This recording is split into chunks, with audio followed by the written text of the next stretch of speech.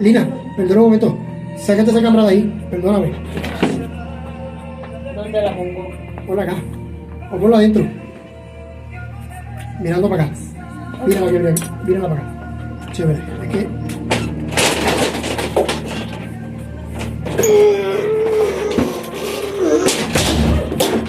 Esto me di. Ya lo malo está hecho.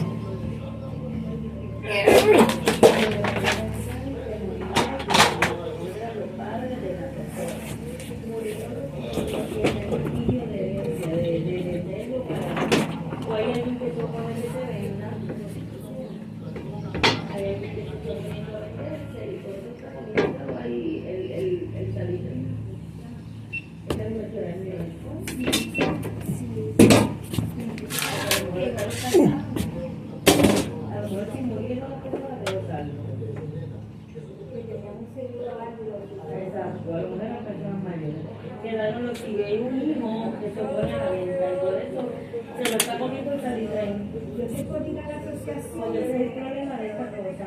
Sí, yo estoy por ir a la asociación a ver qué sucede.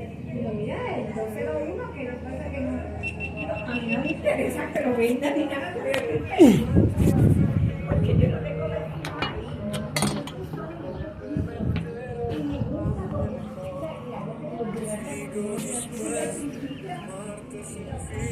Cada paso que doy, cada